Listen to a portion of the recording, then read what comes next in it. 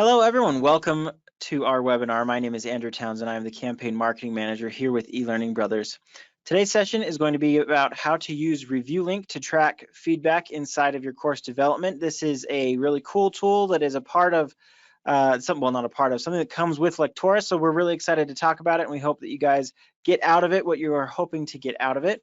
This session will be recorded, so if you need it afterwards, we will be emailing it out to everybody who registered, so you'll have that at your fingertips probably later today. If you have questions or comments during the webinar, please do use that questions panel as a part of your GoToWebinar control panel there, and we'll get to as many of your questions as we can. If there is a question that we can't answer, we will try to take that offline and get the answer for you either way. All right, so we have a fantastic guest with us today. We've got Cheryl Coggins, the Manager of Customer Solutions here with eLearning Brothers. So thanks for joining us, Cheryl. We're excited to hear what you have to say. And without further ado, I'm going to go ahead and pass the screen over to you and the time over to you as well, Cheryl. Okay, great. So I'm just going to jump right to it. I think everybody can see my screen. Yep, looks great. Okay, great. Thank you so much. And we just get that out of the way. Okay. I think I made a mistake. Are we back on my screen, Andrew? I am seeing ReviewLink. Excellent. Okay. All right. Well, so if anyone hasn't seen it yet, this is the basic view of ReviewLink. And when you have logged in as a publisher, this is basically your screen where you're going to see. You see I have some content here. And everyone who starts with Lectora, they're first published to ReviewLink, they'll get their credentials and they will have this getting started with ReviewLink sample title. Now, saying all that, I'm going to actually take you through and show you how to get to this point. So again, if you're not familiar with ReviewLink, we're just going to kind of start from the beginning. So here I am in Lectora Online, and we're going to just open up one of our courses that we have. I used our Playfair template, which, by the way, if you haven't played with the templates yet, there are several that are just kind of available to you right there when you log in. And then, of course, on the asset library, you can pick from a ton other ones. So here we are in this sample title, and you can see we have all of our pages all nicely done up. So what I've done is I'm going to publish this to ReviewLink. So you'll come to either this menu item up here at the top, or we're going to go to this menu here on the Home tab, and we're going to select to publish to ReviewLink. So let me just do that here.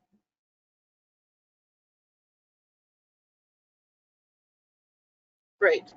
So here in the ReviewLink tab, to see our publish options.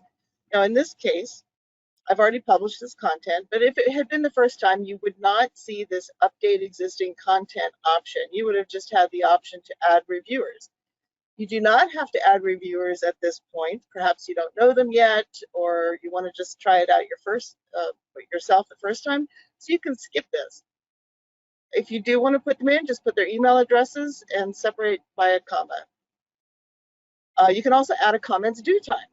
And now this is a really nice feature where you could have a deadline, basically, where once they've passed that date, they're no longer able to comment on the content. And then account settings. If this is your first time in, you're probably going to get prompted where you need to come in and enter your email address and a password.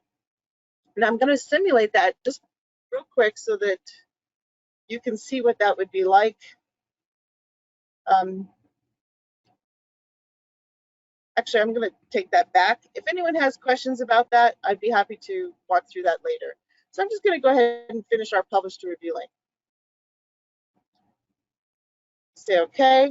It's going to go through the same publish options, same as it does when you're publishing to SCORM or any other format. And then once the publish is done, there's going to be a button where you'll click to do the upload to ReviewLink. So almost there. See here, upload title. You'll want to press that to make sure that it gets over to ReviewLink. So it's going to do the process to upload. And we're done. Now here, it gives us a couple options. You can click here to log into ReviewLink if you hadn't already been there, but I'm already logged in, so I'm not going to click that.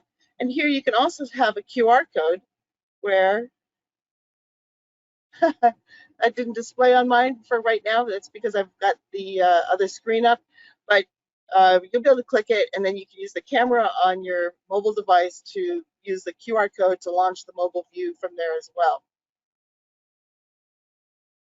So now I'm in ReviewLink, and I'm just going to refresh the screen. And here we can see is my Playfair course starter from Lectora Online. This is version 2 because I just published it again. You can see the timestamp on it.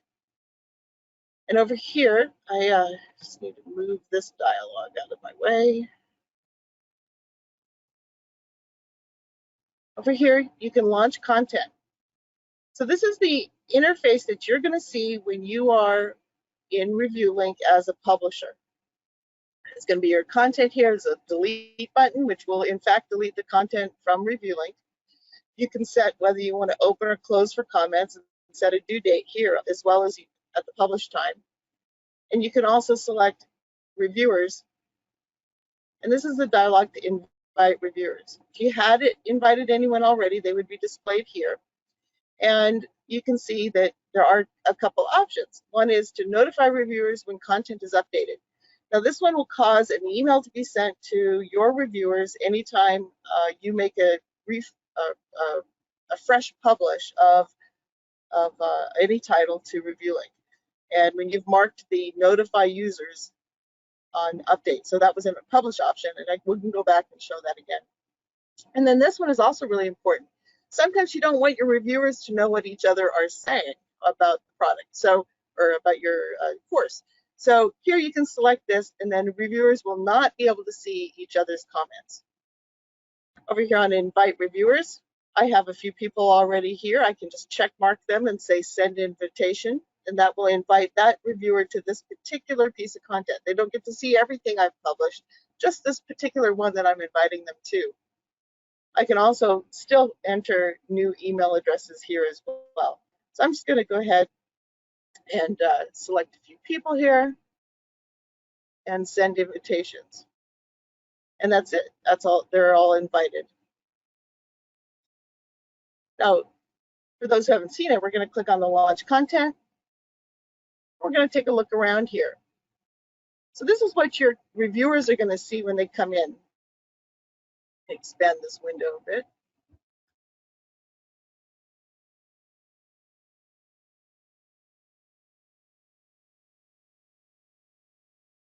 See, I have a overlap. Let me move this. Okay. So here's your page, and you're going to follow the navigation for it. It depends how big your content is and how it's been designed. Let's say I have a mobile view. I'm going to switch to the mobile phone view. And that's how this one was designed to look in here with the full screen. I can also re-click here. This is going to switch it to the landscape view. You can do this for each of your devices. You can also switch it back to desktop, and you can create your own custom size. So let's say you wanted to keep your resolution down to something much smaller. Let's do 500 and by 300, and see, you can just see how that's going to look on those views. You can also select some of the other ones that we've already designed for you in particular and go from there. Now the best part, let me get out of this view, back to desktop view. The best part about this tool here is our markup feature. And this is here where you call it draw. If you click on draw, you're going to be given these tools down here where you can mark up in different ways. And of course we have an undo and a redo. If I pick an arrow, I can pick the size, I can pick a color, oops, sorry. I can make a mark like this, and then maybe I want to make a statement or do something with a pencil as well. I can manually draw it. But then while I'm still here. So I can save and submit.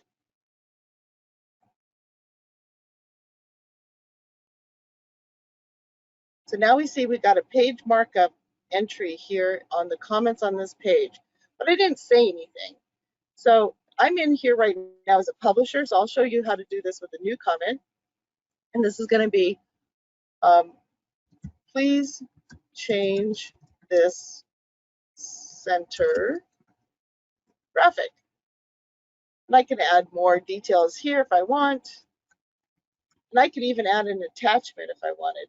So let's see if I have something quick to choose, just some file. And just going to go grab an image and pick something crazy like that. Say save. And it's going to upload. It's right here. And then I'm going to submit comment. So now for this page, we have both the markup and the art that and the comment and the art that I gave. So let's go take a look at what that means. First of all, while we're here, we can see now that we have 2 comments total on this title and 2 comments on this particular page. When we go to another page, make another comment, you'll see those numbers increase. So let's just quit that. And let me go over to comments. And I'm going to just say all. Now over here, I'm kind of making a segue for you a little bit. We're now in the comments tab. Now this comments tab is available to your reviewers as well as publishers. And it allows the reviewers to see the comments that they've made and or comments of their peers if that option was left for them to see their peers' comments. Reduce this. You can see this control opens and closes and allows you to get to more detail on any one of these comments. And you can see I've got a lot of different things that we've done here over the years. So let me just pick this particular comment, and you can see the list of your published content right here. You can select it. And now you can see that I have these 2 comments displayed here. I can see when they were done, what view they were written in. So if I go back in a minute, we can do a comment, say in one of the mobile views, and it would say that it was in one of the mobile views here. So if I pick one of these, highlight one of these, open this up. So now you can see the specific details, and I can even see that we have the picture here. So if I click on this, it's going to open my drawing that I had done and attached earlier. So you can see exactly what they're talking about, and you can leave that open as well. You can also select. Cheryl, you're probably going to answer this later, but the question has come up. As you're making these comments, are people being notified outside of the tool, or do you kind of need to log into ReviewLink to see these feedback? So you will not get notified real time during a comment. Let's say someone was making 100 comments through your course.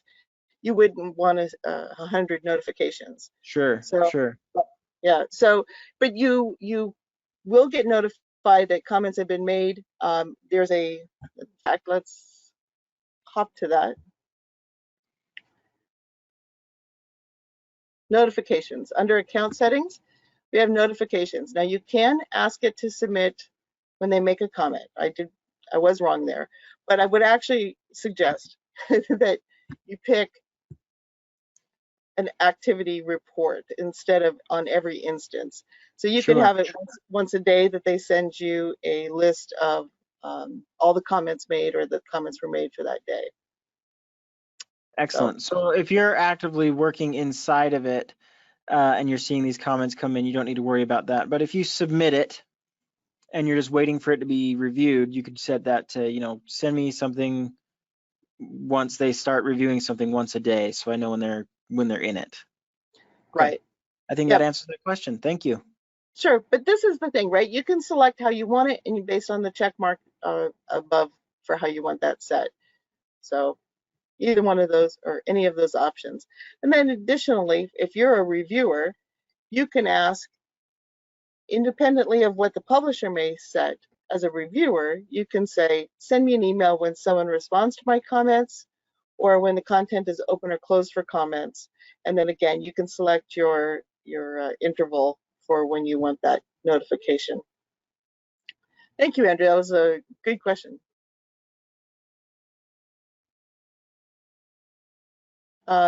So back here on the comments page, so we've seen these comments, we've got this markup page. We can also click View and Content, which is going to load the page where the comment was made. And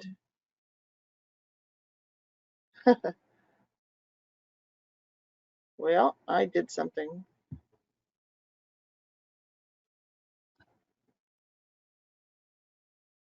Let me go to the other comment. This is because this was the markup one. There we go.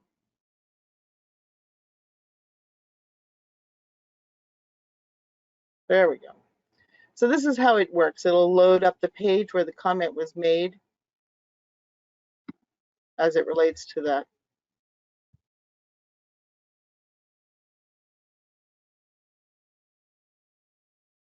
All right, so then just want to show you that you can respond to the comments as well. You can say, okay, I made the change. Now this is the interaction between the reviewer and the viewer, publisher, where I'm responding right now as a publisher. I made the change. And if I wanted to, I could also make a change of priority. So I can look at things that are at different levels of priority. I can also change the status to say, I need more info, or I fixed it. I could even say that no change, like I'm not going to make a change. I'm going to mark it this way, and I'm going to click Submit Response. So over here, you can see I've changed the status to fixed, and those things are updated. Now, if I were the reviewer, I could come in, let's see, that was my own comment, so that's not actually going to be a good example. I need to show you a comment made by a reviewer. Let's see. I wanted to remind everybody about what I had mentioned at the beginning about this getting started with ReviewLink. Any new user to ReviewLink will have this sample title in here. And let's just open this up real quick. This is, again, another great walkthrough. If you haven't looked at it, it's a great way to kind of go over some of the things that I mentioned today, as well as there's some other items in here. It's a good tool to practice with.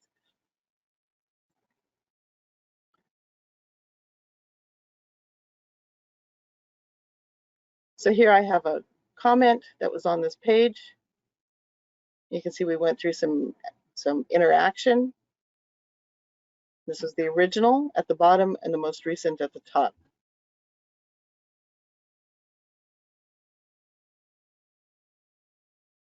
Right. Okay, so one of the items here, let me just, all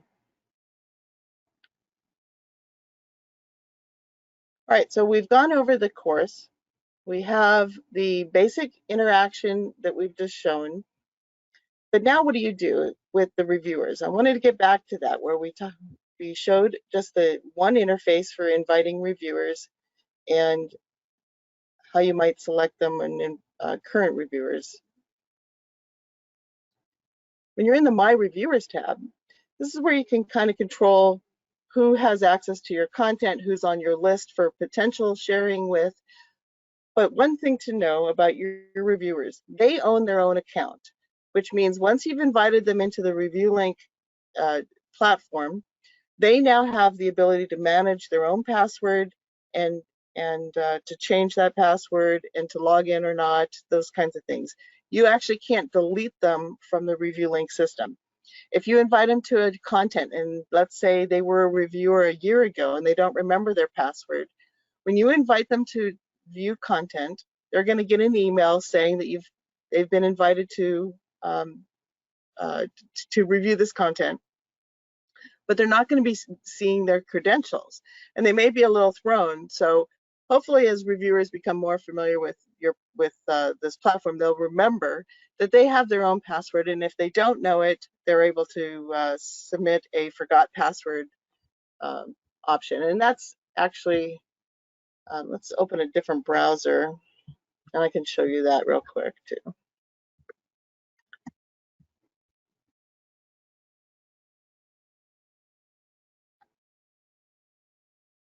Dismiss that.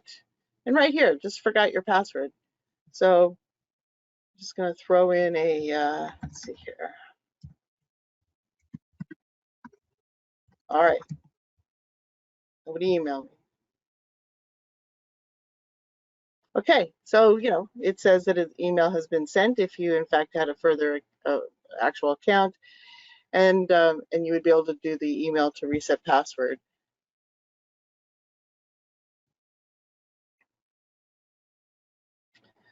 So again, here in reviewers, there's a lot of things you can do in the reviewers. There's grouping. Let's say you have a group of people that you have, your first general reviewers. Maybe these are your subject matter expert, and maybe a peer that you like to have review your work.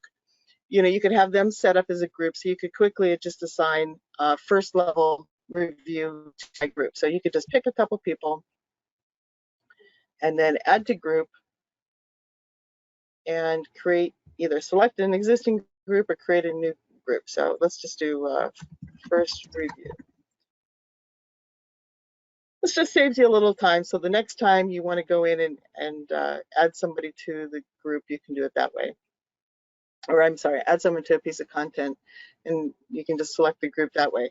But I can have those same people be in another group too. Let's say I want a group named Final Checkoff. Same sort of thing. I can just select the content to be reviewed in the Final Checkoff. Again, this is the ability over time, while you're doing your course progression, you'd be able to get to the point where we have different levels of review through the process. You can also do import and export. Let's say you have a lot of people involved. You can actually use a CSV file, like a standard Excel spreadsheet, and just enter the names, email, and a group if you want to automatically assign them to a group, and import that at any time. This is really handy for large projects. Well, anytime that this might have multiple people, that keeping the emails straight is benefited. You can also export that at any time. So let's say you want to remove or clean up some reviewers, but you don't want to lose everyone who's been a reviewer in the past. You'll be able to do the same thing with an export. It's going to automatically download a CSV file, which you can then use in Excel or any other spreadsheet application. So here I can select to show reviewers or groups. So I can just quickly see both things.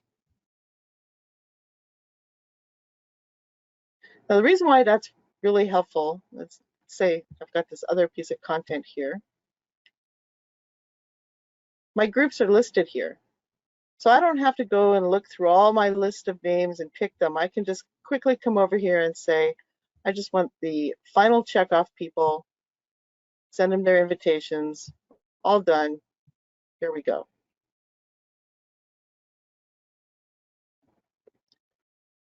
So you saw that I have here a Lectora desktop version of this title as well. And it's the same interface working from Lectora desktop as it is from Lectora Online. You're going to select to publish to ReviewLink either from this particular publish menu or from the home menu and publish to ReviewLink. It's going to follow the same basic process with your options. And in this case, once you've published, you're going to be able to select whether or not you want to update the status of new comments that were new or not okay to fixed. The not okay option, it's probably worth another webinar to go over some of these other nuances, but a reviewer, if you recall, had all those options where they could say, basically disagree with you on their review, right? So let's say you marked a comment fixed, they can come back and say it's okay, not okay, or make some other comment. And here you can automatically mark all things that you just updated to be marked as fixed, which will cause the reviewer to go and take a look and see what they need to do. You can also mark here that you want your reviewers notified. Now remember, this is your selection as a publisher to notify the reviewer. The reviewer still has control whether they get the notifications or not on their end, whether they want them in that scheduled intervals, the daily, or on occurrence, on each occurrence. Again, you can still enter additional people just like before. All right, so this takes us through the basics of ReviewLink. I wanted to go back to comments and talk a little bit about comments. So you saw here that I have, let me start here. You see here that I have all these courses. There's many, and since it's unlimited, you could end up with lots of courses here. And if you're a reviewer that does a lot of work for other people, you too will have this long list of content here. But perhaps you don't want to see this long list, or it's just too much. You can select to sort by items that you were the publisher from, items that are still actually open for comments, or of course things that are closed for comments. I'm going to leave that open.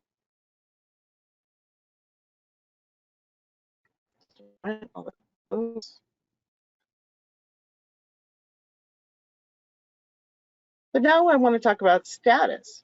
So this is where we go into talking about managing your ReviewLink courses. Here is the basic settings. Everything that's active, everything period that you've ever published, anything that needs attention, which means it still has a comment that hasn't been answered. And then you can select specifically each of these options. So let's say I want to see everything that's been marked fixed. This may take a minute. It was probably quite a few of those. And mind you, this is for all content. So you can see there's a number of items. But if I want to, again, come down here and select, I just want to see what's fixed for this particular project. And here's my one item that I marked fixed.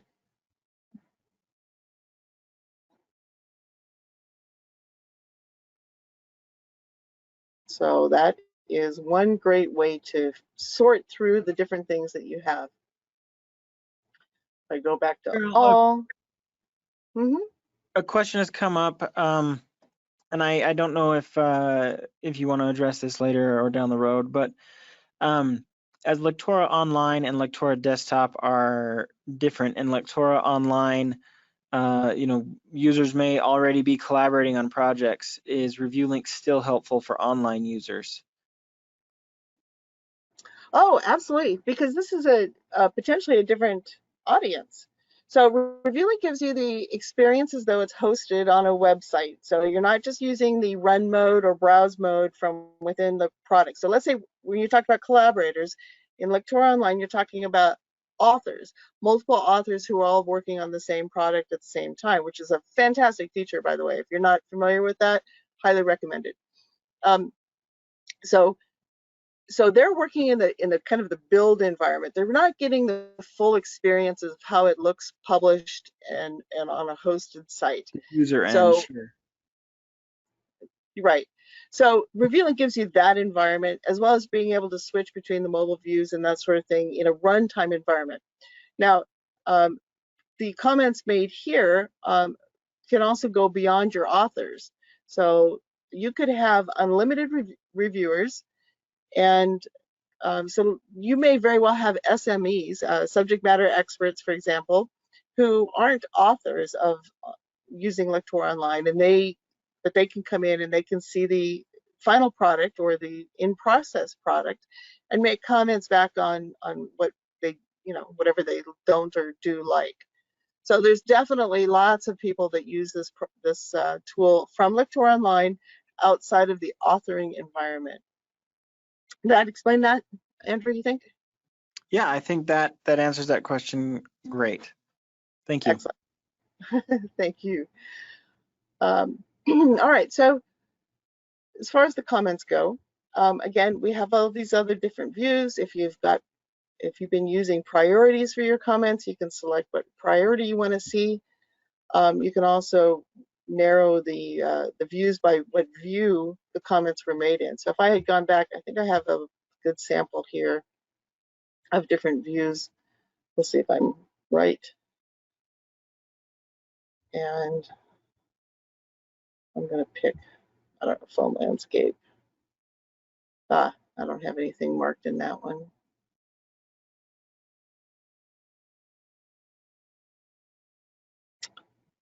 Well, I'm sorry, I didn't pre-populate on some of these different views for this demo. I apologize. But you can understand that the filter here gives you the ability to mark based on the view that is listed here. All right. So the next part of this is, what do you do next with your content? So the comments, if you ever are on the published content and you're going to delete a content item, you're done reviewing, it's been signed off, it's good to go. Before you delete this, you'll want to download the comments, or you might want to download the comments. Once it's deleted, the comments are gone too.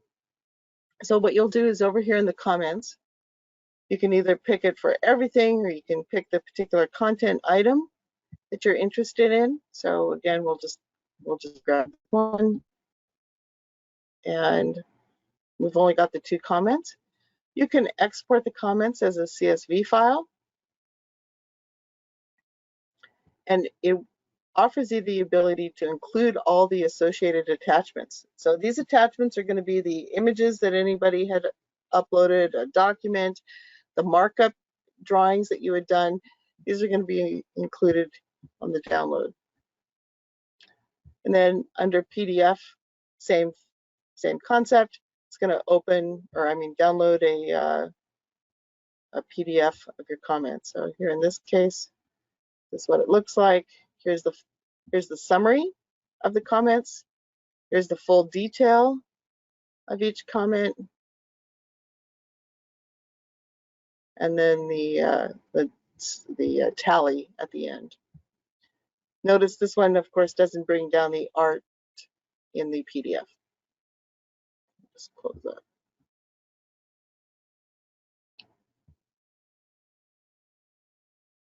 All right, so once you've downloaded your comments and you're happy with the results and you don't have anything further to do, you are able to go back to your published content and delete it. So I have one here I just want to show you. I'm just going to delete this. Delete. Oops.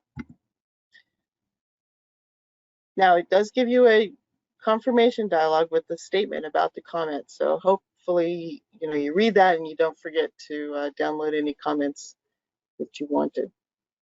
I'm just going to say no here. Keep that handy.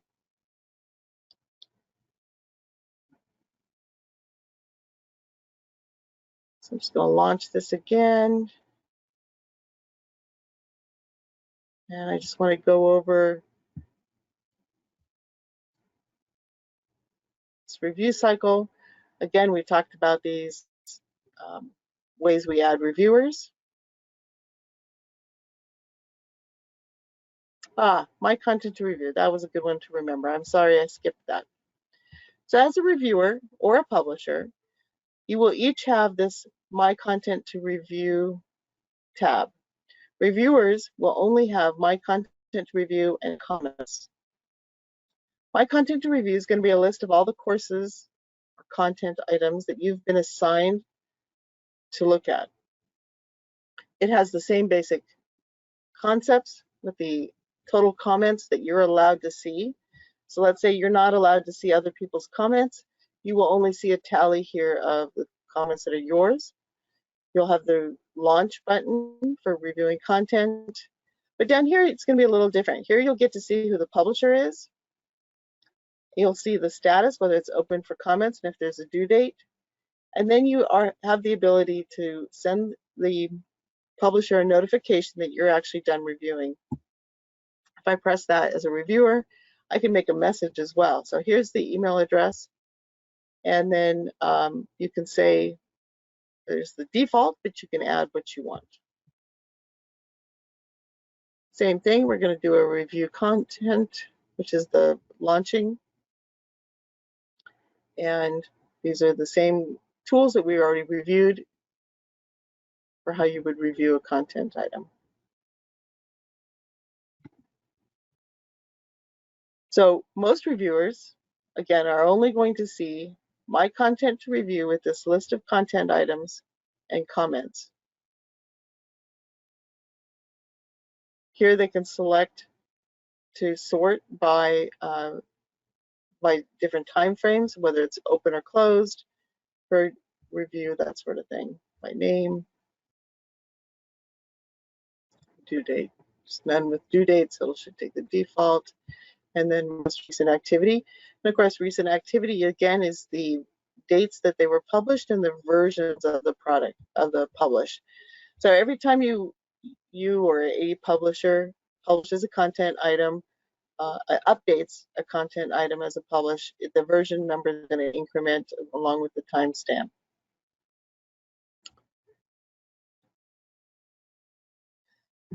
So we have actually covered, I believe, all features of ReviewLink.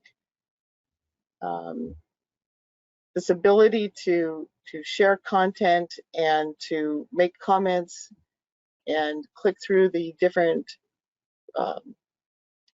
pages and see what people need or remark on is the key to this product. And when it's done, you're able to sign off and consider it a sign off. There's no official mark off here in ReviewLink. It would be a determination that all items have been met to the satisfaction of the key players in your product development cycle. I'm just going to open this great title again. Again, I highly recommend reviewing this just because it does cover ReviewLink very nicely. There are a couple more questions. One in particular that I think would be best answered here. When we add our reviewers and we send that notification out to them, what sort of account does a reviewer have to have? Does everybody have to have a ReviewLink account? Does everybody need to have a subscription to Lectora? Who can use ReviewLink? What are those requirements? Thank you. I'm sorry. Let's do that. So let me just grab here. I'm going to add a reviewer, and we'll show you what it looks like. A reviewer does not need to have any credentials, previous credentials, or licenses or authority to use ReviewLink. They will be given an account upon invitation, and then it's up to them to manage that account themselves. But again, it's free to the reviewer. So you probably all have seen the nifty little way you can add numbers. I'm just going to add a like this.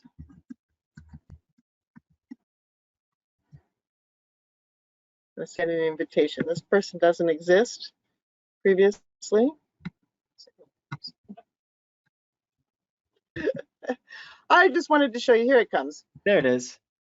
All right, great. So here's the welcome email that your reviewer will receive, and it will tell you them that who has requested their review, what the name is, if there's any comments due. And since this is my first time here as this user, I've actually been given credentials, temporary credentials.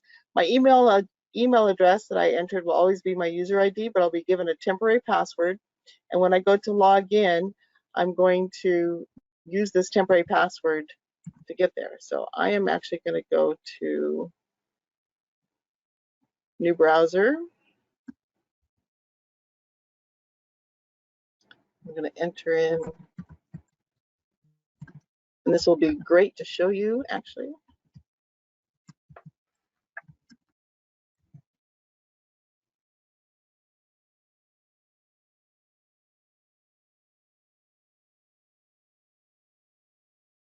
So you can see, as a first-time user in here, I'm just going to have to accept this. This is not a charge item. It's just accepting terms and conditions.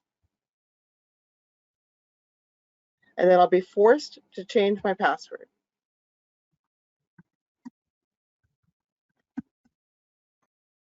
So they're not necessarily purchasing anything. They are subscribing. They have to set up an account so that we know where the comments are coming from, right? But they're not being asked to purchase anything. That is correct. It's completely free, and you are allowed to have as many reviewers as you like, and the reviewers do not incur a cost. Fantastic. So, yeah, go ahead. I was just going to remark that you can see now, since I am in as a reviewer, you can see here the reviewer interface where they only have the two tabs, which is my content to review, and then once they've made a comment, their comments will be visible here, and they'll be able to remark whether they want all comments or just the ones that they wrote. And again, if the publisher had disabled the ability for reviewers to see each other's comments, they would only see their own comments on that course item anyway. Fantastic. Another question is there a limit to the number of titles that can be uploaded to ReviewLink while you're showing us this one? There is not. In fact, actually, that's an improvement or a change that's been made with the new Gold and Platinum Suite projects. You have unlimited titles that you can publish to ReviewLink. That's right. Talk to us about the Silver Suite then. Because there's Silver, Gold, and Platinum are the different suites. So that's unlimited for Gold and Platinum. So you got me on this one. I feel like Sure. the answer is that on Silver, it's 10 content items for the Silver package. Okay. But the Gold and Platinum are certainly unlimited. So, and I'm pretty sure it's 10 on the Silver. Okay. Obviously, your account manager can assist you with any of that. And I think the details are also on the website for those particular things. So I've added a comment here as a reviewer, and so now I can see my comment here as well. Oh, you can sort. Okay, that's great. That's perfect. Mm-hmm. Yep, so the reviewer has just about all the same statuses. They can see whether there's things here that have a particular status. If they have multiple content items that they're assigned to, they can select that in there. They can see just their comments or others, depending on what the publisher had allowed. And then they can also still do it by priorities and the kind of views that they may have uploaded or commented on. So it's very powerful. You know, the key here is that a reviewer and the publisher can interact on a page-by-page basis. That they can make remarks on a particular on any item visible on the page or not, and they can add attachments. They can do the drawing where they can add the markup and have those items all visible to keep people that are in the review process. And then finally, they're able, yep. And finally, they're able to download those comments as a whole to keep for archival purposes. And then when they're done, they're able to remove the content or leave it there. It really is okay either way. Excellent. Well, we don't have any other questions here. Anything else that you'd like to share with us before I take the screen back, Cheryl? No, I think that really covers it. But just as a reminder, the new knowledge base is open, and there are lots of information about ReviewLink. I also encourage users to join our community and to work with other users there in the community. There's lots of great information, And of course, you're always welcome to submit a support case to email support@elearningbrothers.com, and we'll be happy to help you where we can. Yes, that reminds me, there was one other thing we were going to share. Let me put these in. So in the chat section of GoToWebinar, we will include some tips for ReviewLink. So we have this document. It's called an unboxing document is what we've titled it. So I'll paste it in here into the chat. Looks like there's other things in the chat as well. That unboxing document includes a lot of what was talked about today. So if you just need a quick reference you can grab that in that unboxing document. And then yes, we have a link to the knowledge base there. More specifically, if you're looking for ReviewLink, I'll post another link there in the chat that goes just to the knowledge base section. That's about knowledge link. So please do access that as you need to. We want you to be successful. We want you to become e-learning rock stars in these tools. And so, we want to make sure that you have access to all of the things that you need to do that. Thank you so much, Cheryl. Thanks everybody for visiting us. This has been very, very useful, and we will get a recording out to everybody who registered, like I said. And we hope to see you guys next time. See you later. Thank you.